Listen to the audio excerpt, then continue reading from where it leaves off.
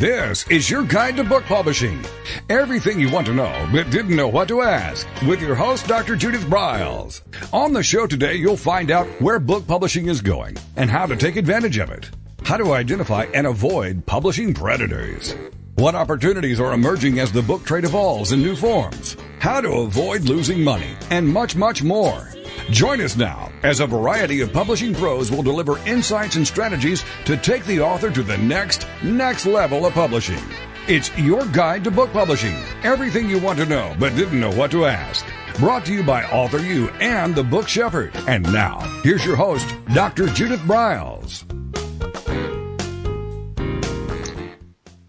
Well, happy publishing to all of you again. And I thought with the 2020 theme of getting your vision really refocused for the new year, there is something that all of us should be tweaking, fine-tuning, and maybe opening up new horizons. And that's this thing called, how are we writing? What are we writing about? How can we write better? With me today and back again is the best-selling and multiple award-winning author of the fiction series, The Milford Haven Novels and Stories. She's the co-author of the best-selling trade book, Act Right, a manual for the on-camera actor, and she's also a publisher, founder of Haven Books. She's a past president of the Colorado Independent Publishers Association, a former VP of the Women Writing the West, as well as a board friend of the IBPA, the Independent Book Publishing Association. And currently, she's also a board member of AuthorU. With us is Mara Pearl. Hi, Mara. Welcome back. Thank you. So nice to be here. It is.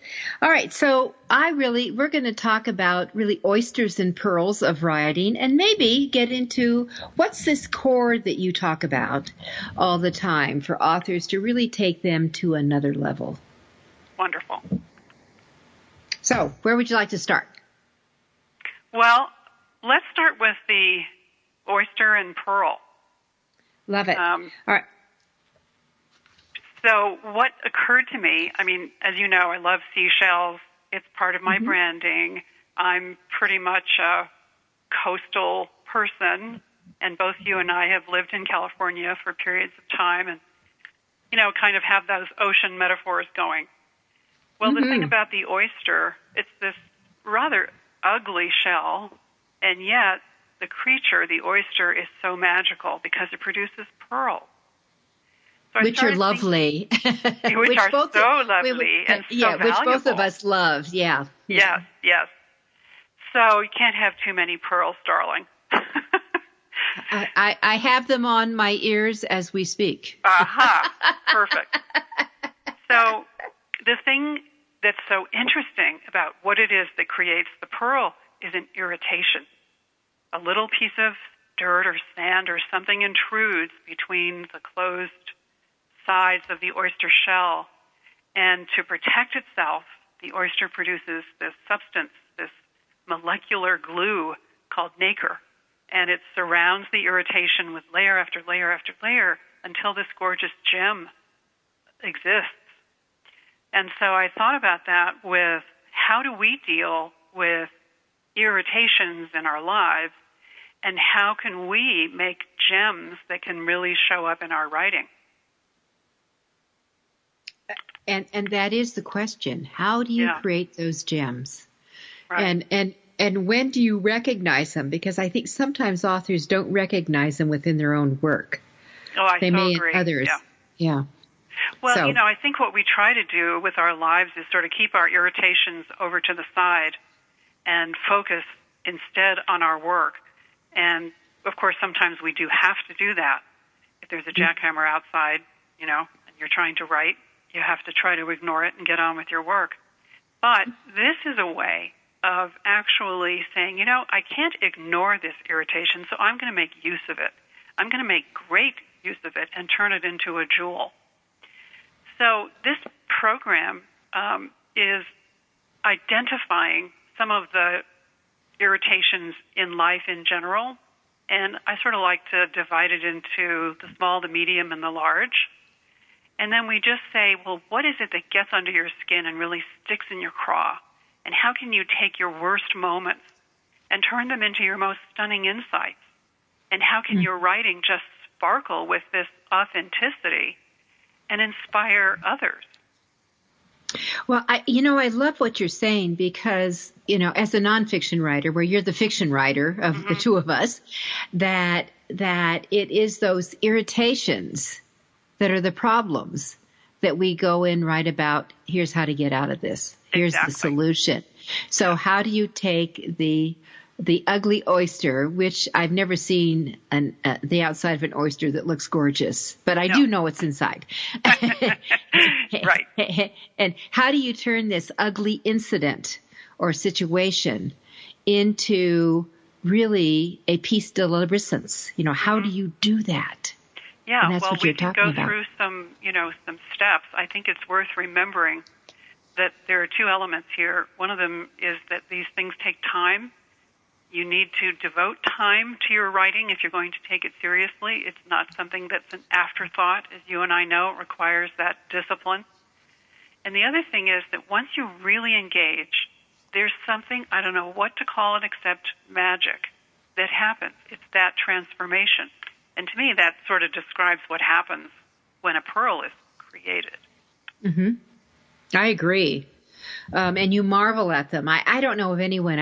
We've been in events where, you go searching for it, or they're oysters, and we open them and we never know what's going to come out. Right. Yeah. Right. So, sometimes they're duds, and sometimes they're like, oh my God, this is amazing, unbelievable. Yeah, and also the quest on finding that amazing pearl. That can you duplicate it? Are you going to find one that looks at least close enough alike it that I can pair them up? At least for women in jewelry, that's what we're doing. Right. But I think the same analogy can be used with your writing.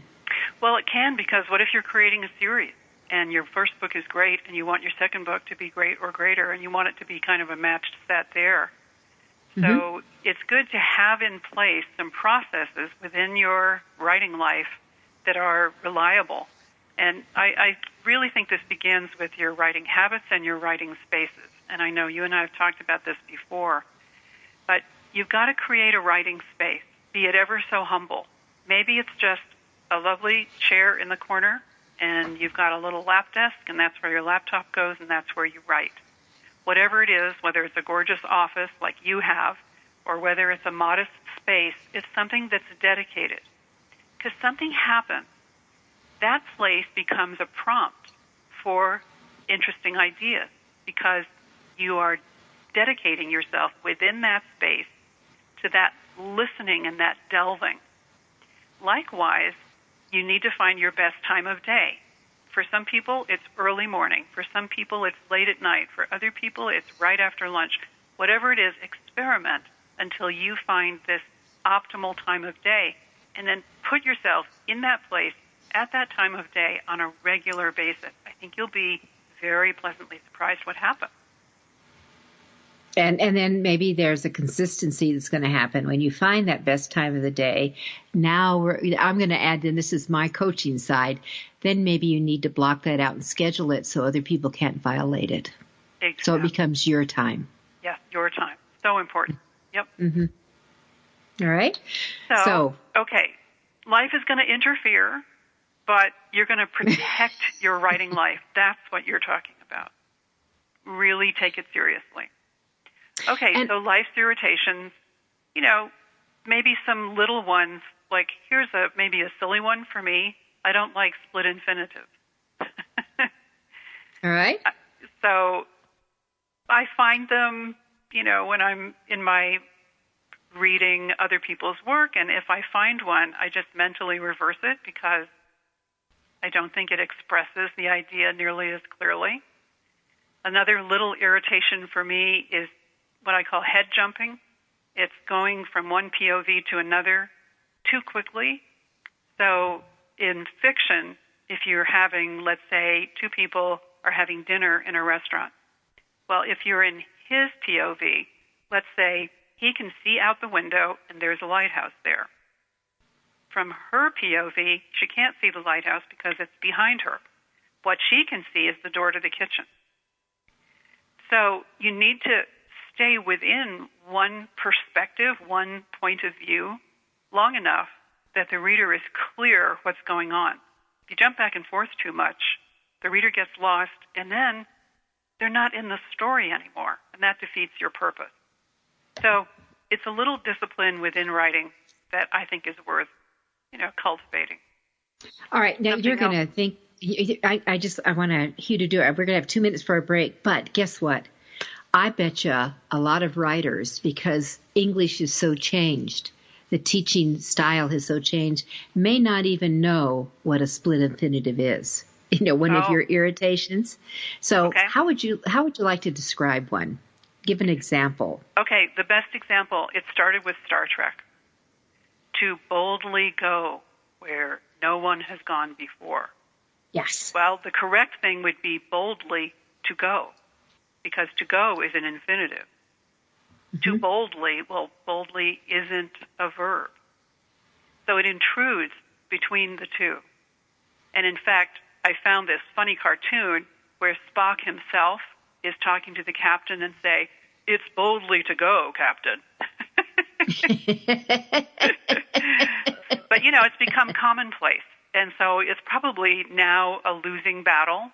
But it's just a matter of clarity to me. Yep. As a Star Trekkie you're talking to, we love the split infinitive. Well, we love it now. I mean, to boldly go has become such an important phrase in our language. Yeah. And I have to allow that language evolve. Yes, it does, and that's actually kind of a fun thing to have happen, I think. And look at what the new words that we come in. But we're going to come back where we'll move beyond boldly into our quick break here, and we'll be right back with Maura Pearl.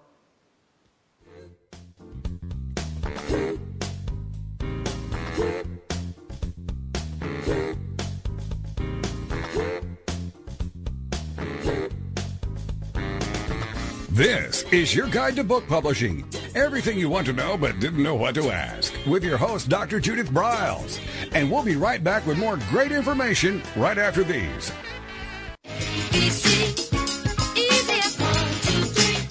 Is there a book in you? Or another? AuthorU shows you how to create, develop, and publish your book without being hoodwinked. If you already have a book out, you will find a supportive and brainstorming community that is connected and creative, no matter where you live. AuthorU brings in national experts for its book camps and annual AuthorU extravaganza. It has regular meetings and delivers webinars for its members on timely topics. Through AuthorU's extensive network, members enjoy exclusive benefits, including significant discounts for a variety of services necessary to publishing. AuthorU is the premier authoring resource in the country, creating community, education, guidance, vision, and success for the serious author. If you want to create a book that has pizzazz, punch, and panache, AuthorU is for you. Timely author and publishing tips and articles are posted on its social media platforms, and it is free. Discover AuthorU, where authors go to become seriously successful. Join AuthorU today at AuthorU.org.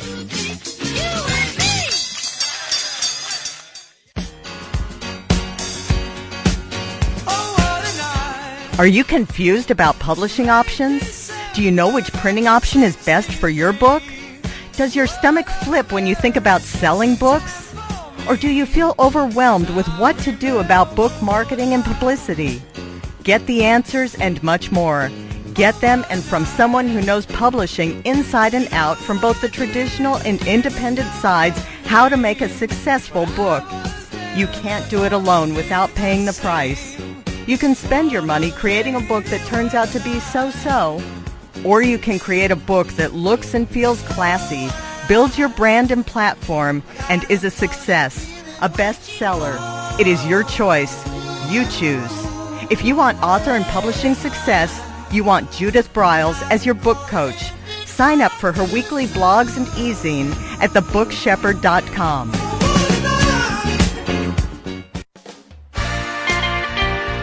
Welcome back to your guide to book publishing. Everything you want to know but didn't know what to ask. If you want to write and publish a book, if you want to be successful as an author, your guide to book publishing, everything you want to know but didn't know what to ask, is for you. Stay tuned and you'll hear about statistics, scenarios, and strategies on what to do now to get you published. So let's get back to the show. And here again is your host, Dr. Judith Briles. All right, we're talking about the oyster and the pearl of your writing. What irritates you and what brings you great joy and the luxury of that what you've written is a gem. With us is Mara Pearl, who is a master in writing as well as acting. And we've moved beyond split infinitives. And we're going to... Yes. And what she was really bringing up is really, what are some of the irritations? There's small and there's big ones and medium ones that could maybe block you from getting through with that amazing chapter that's in your head and getting it out. Yeah. So, Mara, back to you. So here's a small irritation in life a lot of us experience, and that's tailgating. And so I thought, well, how am I going to use that? And I thought, I can put that right into one of my stories. I have a character who's being tailgated and have a reaction, and it comes right out of my own experience. So it's authentic, And then I just identified a few other things that I could use that way. Like, what if you get stuck in a middle seat on a flight and the people on either side of you are a little obnoxious and taking up too much space? Or what if you're trying to work and all of a sudden your computer announces it's going to do a software update? No! Or what if you're working and there's a power outage in your city? Those kinds of things that we tend to sideline and say, oh, well, I'll get over it. You can repurpose those and put them into a story. I don't care whether you're writing fiction or nonfiction. A lot of what you share will come in the form of a story. Mara, you said the airline seat. I was in an aisle seat, and there was someone sitting in the middle seat who had no business being in the middle seat, who was so large I couldn't even sit back. Oh. And so what you're saying about, it really, by the time the flight was over, 2.5 hours later, I was so irritated. It was not small anymore. I was irritated that the flight attendants didn't notice that I couldn't even sit in my seat.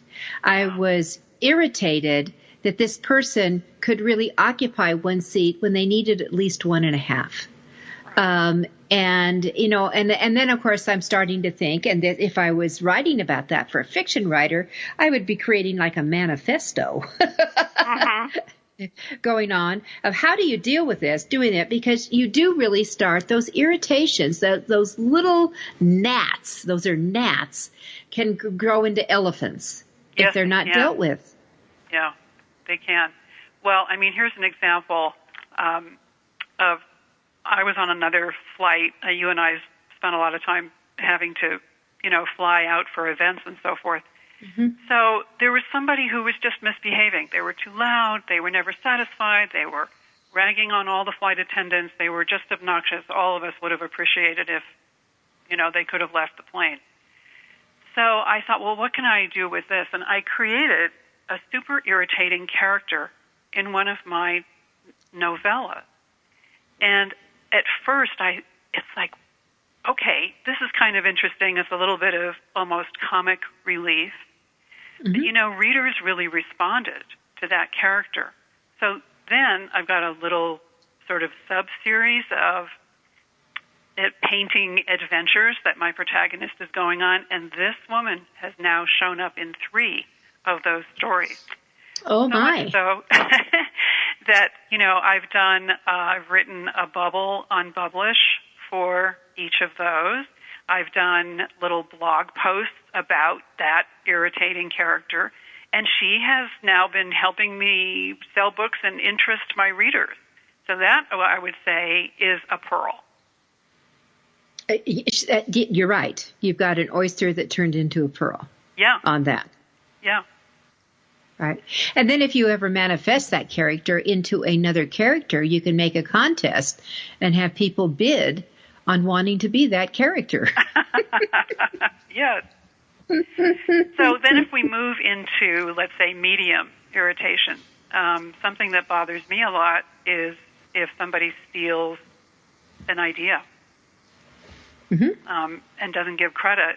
I am scrupulous about that myself. I know that there's overlap sometimes in our work, and there's something wonderful about being inspired by other authors' work and maybe inspiring other authors. That's great. But an out-and-out, lift where someone else has had this marvelous breakthrough and you just say that it was yours, it's immoral, and I find that very troubling. So once again, I've created a scenario in one of my books where my painter character runs up against this, where there's another painter who's copying her work, and she has to get her agent and lawyers involved, and she takes a stand for her work. So, that's a way of sharing something that I think is important. Mm-hmm.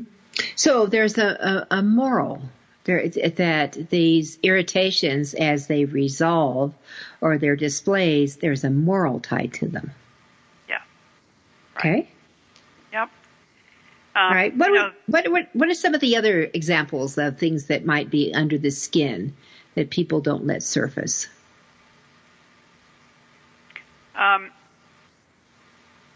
Well, large irritation, like when something really tough happens.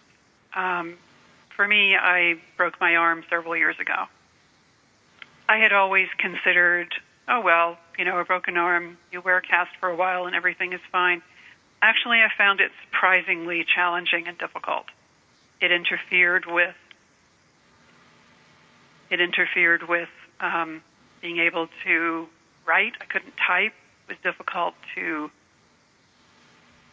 I tried, dictating, and the things came back sort of with a lack of flow. So I had to really rearrange my working life for a period of months and try to repurpose that. It did work out well because I took the time to consider exactly why am I writing, what am I writing about, what are my core values. So I did turn it into a pearl. It was just more difficult. Sounds like when I also broke my arm, busted up my arm. I had to learn how to, you had to learn how to dress. You have to learn how to do so many things so differently that everyone takes for granted. You just do that. Put your foot in your shoe. Tie your shoe. No, you can't tie a shoe anymore. Exactly. So, all those little things. All right. So the exercise, I think, for our listeners would be then to identify the small stuff, or just maybe surface scratchy irritations, and then look at maybe the louder side, your example of the really obnoxious person on the plane. My God, I've certainly heard enough of them that I would go and approach the flight attendant saying, I just really want to thank you for handling that way. And I will write on your behalf and say, well, great job you did in handling it. I've done that. And then the larger ones that maybe sometimes they don't seem so large, but really they have a deep, deep factor that you initially just cast off. Yeah. And then, there are national or global issues that should be identified as our larger irritation. One of the things for me is racism. Mm-hmm. Every time I come across it, it's ugly, it hurts everyone, it's not intelligent. And again, am I going to sideline that and sort of sidestep it and ignore it in my work? Or am I going to say, here's an issue that I maybe could make a contribution in some way that would be transformative for me and for others? I wound up being hired to work on a beautiful multiracial audiobook project, and that was a great opportunity to create work that confronts that issue head on, and it was very satisfying. So that, again, was turning an irritation into a pearl. All right. Well, I think that for all of us, whether you're nonfiction or fiction, you've got these issues that you've gone through, you've encountered, or you've observed, that you can take them and incorporate them in your storylines, whether they're verbal or they're in writing, and take your finished product to a higher level. I think that's very cool. You really can. And let's say you're writing a business book. I think some of the best business books contain these kinds of stories, where some very difficult business challenge has come up maybe unexpectedly, and how do you deal with it and turn it into a real win for everyone in the company and the client, and, all the way around. Which is amazing. Well, Mara, before we get to a new break, we have coming up in a couple of minutes, I would love to have you introduce the concept. You have a talk called May the Core Be With You. That really kind of gets to the nitty gritty, I should say, of what an author's beliefs are. And how does he or she begin the process of taking their essence, that core, and revealing it? Okay, I would love to talk about that. All right, so we have we have 1 minute. Let's do a kind of a setup on maybe an example of a misdirect. Well, during that time that we were talking about, for me with the broken arm, I was thinking about what exactly is the deepest message that I'm trying to get at in my speaking and my writing and everything else. And, we are multi-layered creatures, and I realized a great metaphor for that was the planet itself. The planet has a crust, and it has a mantle, and it has a core. So I kind of use that as a metaphor and go through. See, the thing is, if we aren't speaking from the core, then I don't think our work is going to be sustainable. And with that said, it won't catch, and it won't sell, and you don't build fans. All right, much more when we come back. This is Judith Briles. With me is Mara Pearl today, and you're listening to Author You, your guide to book publishing.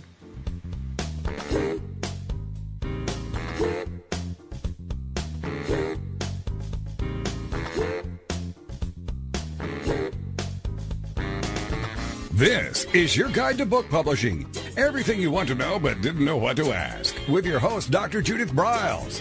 And we'll be right back with more great information right after these.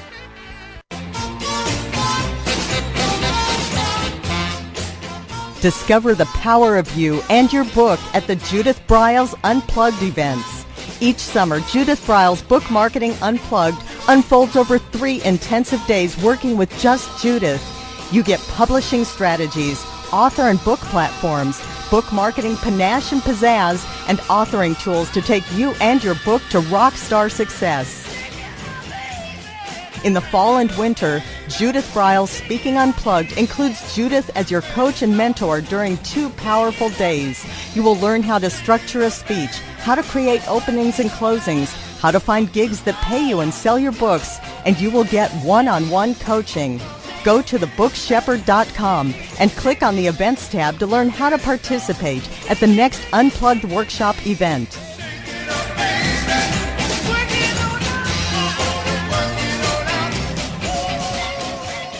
First impressions are everything in the world of book publishing. Whether your book is an ebook, a print version, or both, your book cover needs to pop, sizzle, and sparkle to immediately capture the attention of your audience. And your book's interior needs to be just as dynamic and reflect the professionalism your readers demand.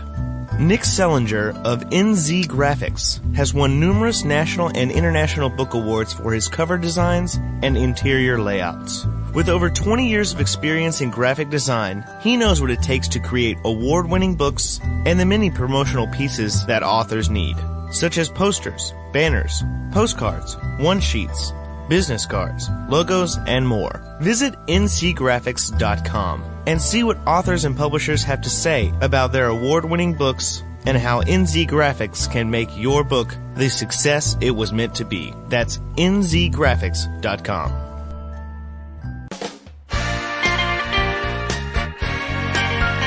Welcome back to your guide to book publishing. Everything you want to know but didn't know what to ask. Coming up, you'll hear more about statistics, scenarios, and strategies on what to do now to get you published. So let's get back to the show. And here again is your host, Dr. Judith Briles.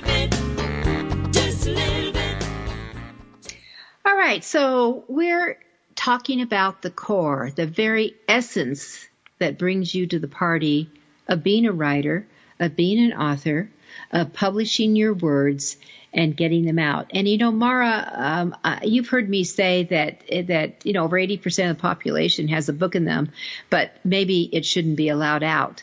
I think I think yeah. that ties in with the core. Mm-hmm. That they really haven't thought it through. They really haven't put a game plan into play. Of who they are. Why are they doing this? What this is really about. Exactly. So where do we start? Yeah. The title of this program of mine is May the Core Be With You, Finding Your Core Message for Integrated Authoring, Branding, Marketing, and Success. Mm-hmm. So, the core comes from the French word cœur, which is heart. So we're talking about getting at the heart of our message. So I ask people to do a little exercise. First, start by thinking small. Like, if you had just one thing to offer, what would it be? Like having your heart in your hand.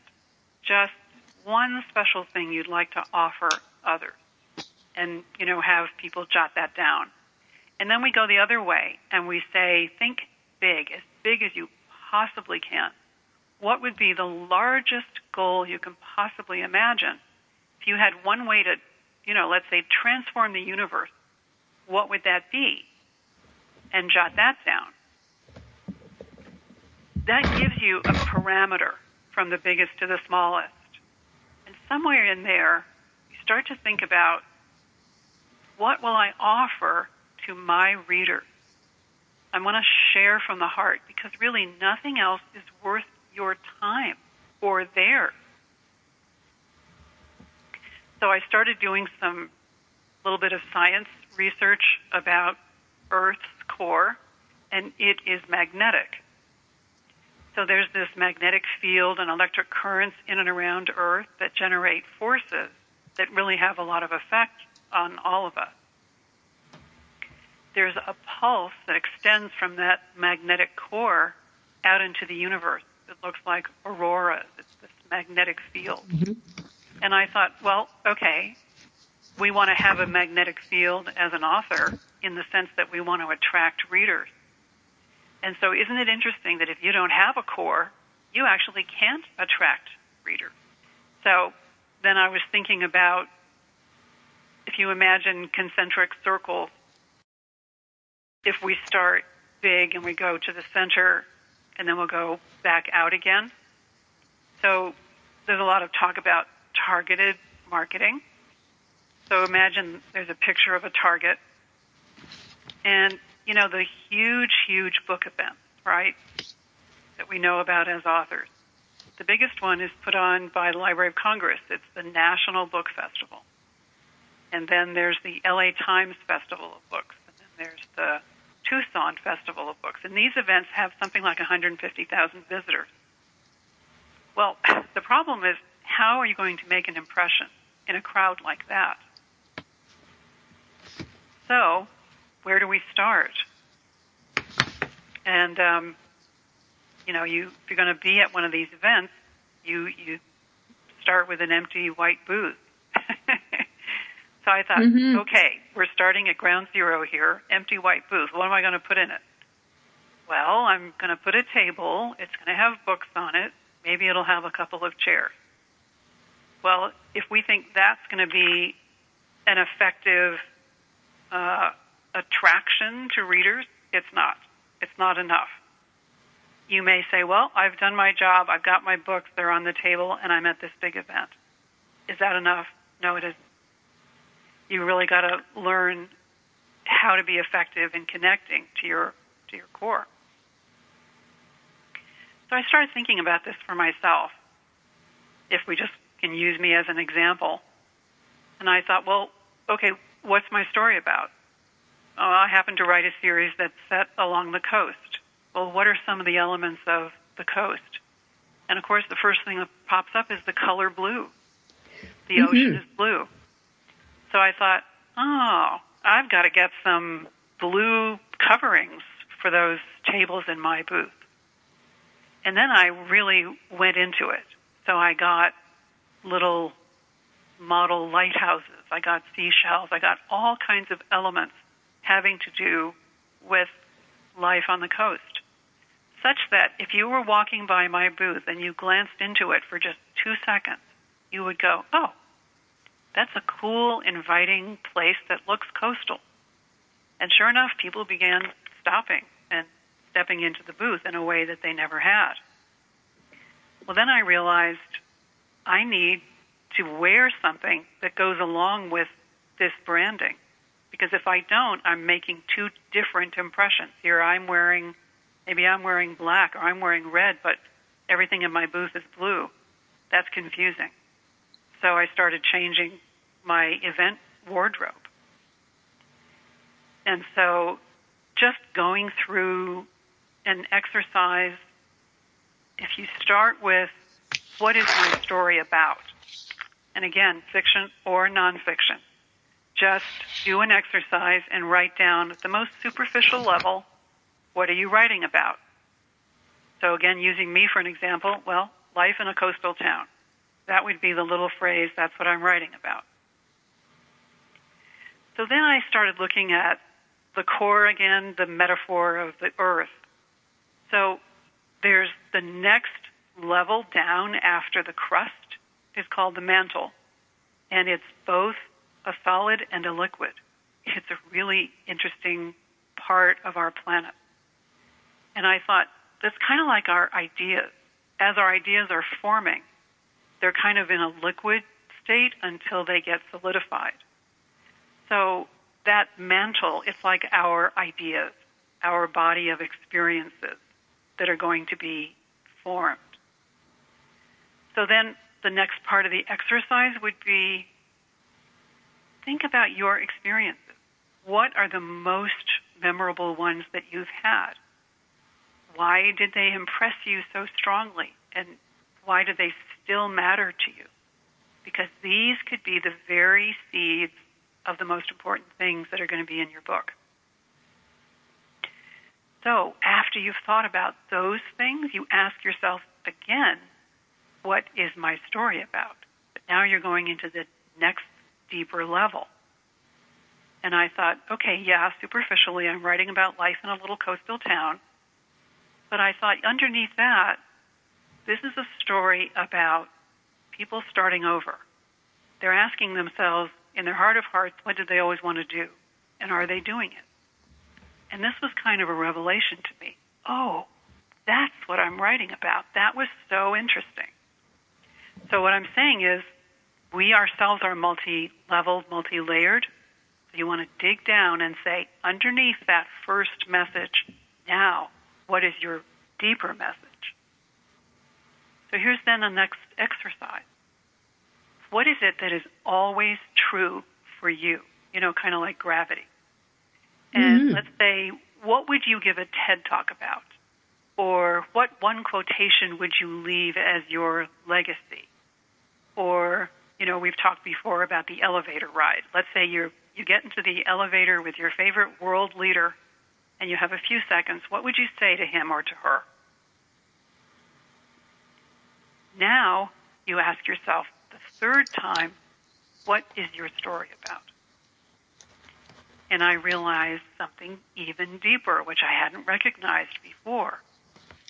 Well, my character goes from using only logic for her big life decisions. I would say logic and obedience. Her teachers, her parents have told her, this is the smart thing to do, this is what you should do. And that's what she's been doing. Now, however, she's starting to listen to her intuition, which to me is another word for listening to her heart. And I realized, oh, my story is about the journey from head to heart. Now I've got 3 levels to this core messaging that I wasn't so aware of until I did this work. Pretty cool. I think it's very cool to think about, as writing down, and I hope that as Mara was saying these things, that you actually were taking notes. For example, what is that one quotation? Or maybe we'll let you have 2 to noodle down, and then you can narrow it down even further. Would you leave as your legacy? What? And that quotation is absolutely part of your core value. Absolutely part of your core value. Right. And then that 1-minute elevator speech that we want to get you down to 15 seconds of pitching when you go out. So how does that tie to your core value? The core value of your book, your series, your expertise. I think that maybe, we bring in that expertise. You may say that you're an expert in conflict resolution, but what brought you to the party? And I think, Mara, a lot of times people forget what brings them to the party. How did they go from here to there? How did they go from that oyster where something, I'm going to fix it, I'll do something about it, or you go through, not by choice, a horrendous experience of some sort. How do you start picking yourself up to move to whatever the next is going to be for you?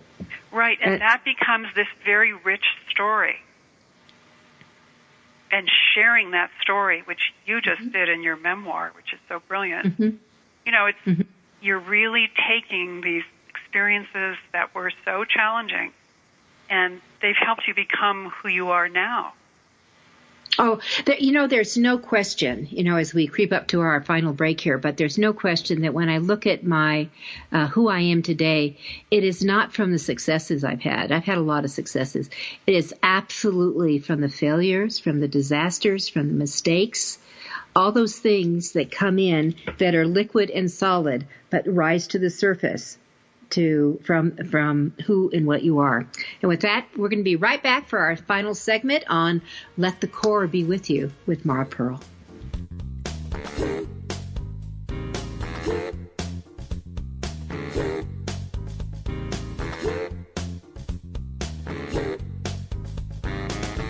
This is your guide to book publishing. Everything you want to know but didn't know what to ask. With your host, Dr. Judith Briles. And we'll be right back with more great information right after these.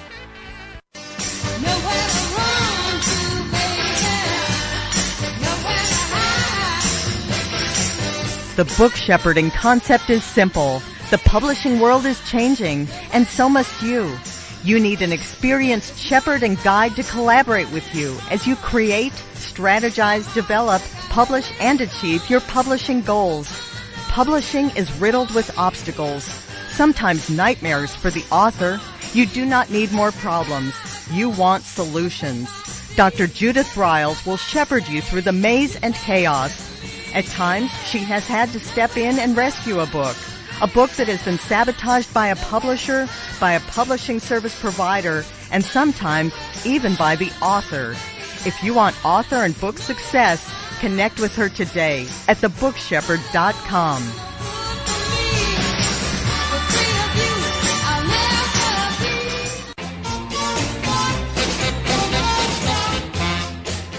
Discover the power of you and your book at the Judith Briles Unplugged events. Each summer, Judith Briles Book Marketing Unplugged unfolds over 3 intensive days working with just Judith. You get publishing strategies, author and book platforms, book marketing panache and pizzazz, and authoring tools to take you and your book to rock star success. In the fall and winter, Judith Briles Speaking Unplugged includes Judith as your coach and mentor during 2 powerful days. You will learn how to structure a speech, how to create openings and closings, how to find gigs that pay you and sell your books, and you will get one-on-one coaching. Go to thebookshepherd.com and click on the Events tab to learn how to participate at the next Unplugged Workshop event.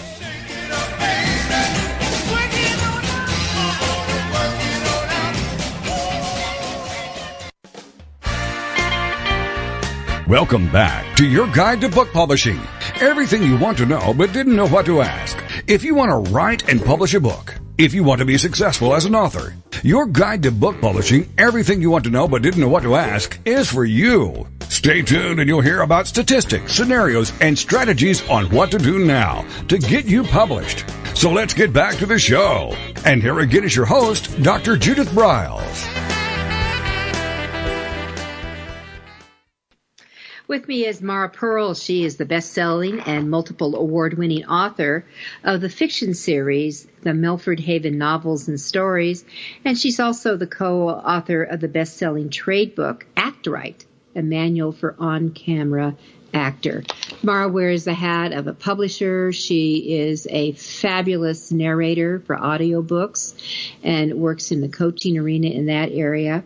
And so I guess between Mara and I, we've probably just about seen it all and done it all. Yes, I would say. But there are always new adventures coming. Always new adventures, always Yes. new adventures. Yes. All right, so how do authors get waylaid when they think they've really got the core value and all of a sudden they go into a spiral where they can't get anything right or nothing just can come out? What's happening there? Well, I think it's a lack of connection to that core, and I've got some very practical steps. So we went from the outside and drilled down farther and farther until we got to the core. And now we could move from that core back out into the larger world. And this is where people can get waylaid. But if you stay connected to your own core messaging, I don't think you can go very far off track. So just, very practically, now that you've got your core message more clearly in mind, and it can evolve, you can keep revisiting those worksheets so that you really continue to understand what you care about the most. But let's do something really practical and come up with colors that represent your core messaging. It may not sound important, but it's one of the ways that you are going to show up in the world. So again, if we use me for an example, I talked about blue, the ocean blue. The other color is a kind of fiery sun that you see as the sun sets in the West Coast. And it often is hovering over the water at that time. It's like a blood red. Yes. And that's my second color. Yeah. Yeah. And so, again, being practical on my book covers, those are the two core colors. There's a background with blue, sky, ocean, and then the author line is in that blood red sun color. Mm-hmm. And the books have become very, very visually identifiable. It's been very helpful to me. And it also goes back to Mara has her colors. She's talked about her blues, the ocean, which is one of my things, but blue is not my color. People who know me know my color is purple. Purple. Or the purple and the what I call the new green, that almost a lime, but not as brilliant as lime. Green. That's spring green. That's springing up of fresh ideas. Yeah. Yeah. I love this spring green. I mean, that's just fun.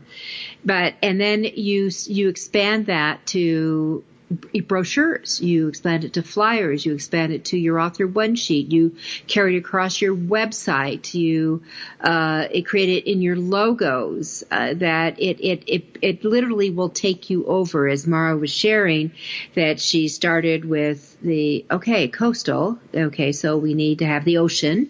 Ocean has variations of the blue color. But then there's lighthouses and there's shells and we've got starfish, and all of a sudden you end up into a product with this branding, which is ever so cool. You do, and then you can start finding icons that work for your brand. What little gifts would you like to give to people who come to a special event for you? Mm-hmm. And again, stick with your branding, right the way through. And here's another way you can use it, is think about what kind of an event would be just perfect for your brand? Would it be a corporate breakfast? Would it be a ladies' luncheon? Would it be a sophisticated cocktail party? Would it be a casual barbecue?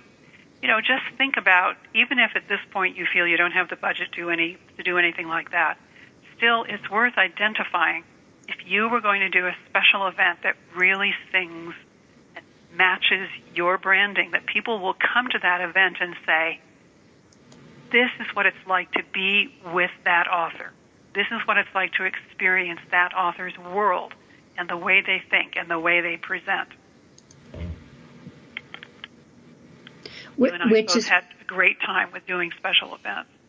Oh, yes. Special events are the best. That face-to-face meeting with people and that interaction where you're not sitting, you're standing up, you're greeting, you're coming out, you're exchanging, you're welcoming them in, you're bringing them in. It's like, that table at an event is your temporary house for the day. You're the host. All right, you're the host.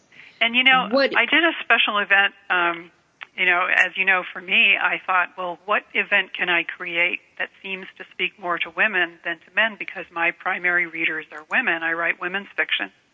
And for me, I landed on the idea of doing a tea. And I went to my mother, who was a superb hostess, and I asked her if she would create a tea event with me. And she said, well, darling, if we're going to do one and move the furniture, let's do 3 in a row. And so that's what we did. And, the events were so special, and we did press releases, and we invited, various groups of women. We got so much press. We were on the front cover of local society news. We were in the news pages. We were in the arts pages. So it made an impression that was so interesting. So then I took that idea and did an event at a special tea house in New York City. And I did this visualization document where it was about the experience of the guest. So the guest, taxi or Uber pulls up to the curb, and what is it that happens to the guest? They come through the front doors, and what do they see first? And what do they receive? And what is at their place? And what food are they served? And what gifts? For example, of course, I had a seashell sitting at each person's place. They didn't know what the seashell meant yet, but there it was. And I had invited one other author to join me, and she had written a book about going down the Colorado River. And I asked her to bring a little gift, and she had these arrowheads that she had found on her trip. So at each person's place, there was a shell and an arrowhead, and immediately people were going, well, what does this mean? It was like a little mystery that began to unfold. And each of those little icons was completely connected to our individual branding. And they were memorable. People are still talking about that event. It's really successful. Oh, I love it. Well, I love seashells. I'm always off collecting where I'll pick something up. I found one place Mara, it had to be, if it was 3/4 of an inch starfish, that would be large. Oh, you love I know. starfish. It's so cute. Oh, they are wonderful. They're amazing, amazing creatures. Mm-hmm. So I think what we're getting at here is that the more attention you pay to your core messaging, the more it will work for you. Remember we were talking about the fact that the core is magnetic? Mm-hmm. So instead of having to go out there in the marketplace and chase down every single reader, what you're doing is developing a message that's so clear that it itself is sending out a signal that attracts the people who are like-minded. So it means you won't even attract people who are not interested in your subject, because honestly, you don't need them to come to your event or read your book. You want the people who are hungry for your kind of message to be able to find you. And this isn't just woo-woo stuff, right? This is more practical than it may sound. And when you get into that, I love that you brought this up, because so many times we talk about with our authors to, start building your fans, create something they would like, that they subscribe, so you know who they are, you have their emails, and then, you could change, they could change, who knows, but all of a sudden people, or it could be on a Twitter feed, it could be on a Facebook line, it could be on LinkedIn, who knows where it is, but that maybe your numbers change. They may decline. And I've actually heard authors panic when they see this. And I said, why? It's no longer a fit. You're just cleaning house a little bit. Don't worry about it. It's interesting, that perspective that they don't understand, that you want the like-minded people, that magnetic factor for a book that will bring them in, whether it's you as the author, you're the magnet, whether it's your storyline that's the magnet, whether it's that Central Coast town that they just, anything with the Central Coast, they would buy because they just love that feel.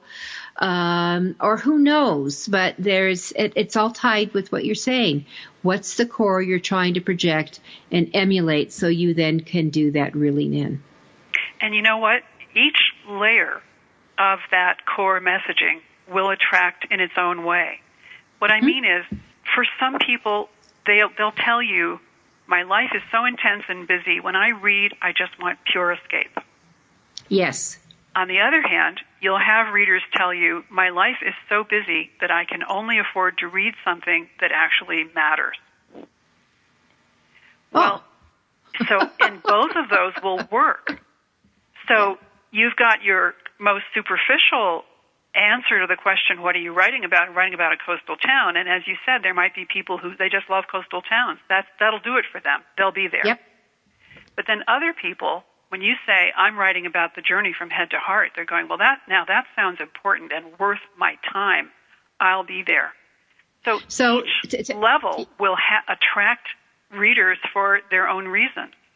So that's why it's so essential for all of you to practice that shorty pitch, or that telling, so they know where they're coming from. And with that, Mara, we're at the end of the show. I hate to end it. Oh my gosh, that was fast. Yes, it was. So everyone, stay tuned. Get Mara's books, and from where, the newest one is called, very quickly, When the Heart Listens. When the Heart Listens. So go find it, order it. Amazon's got it. We'll be with you next week. Thank you.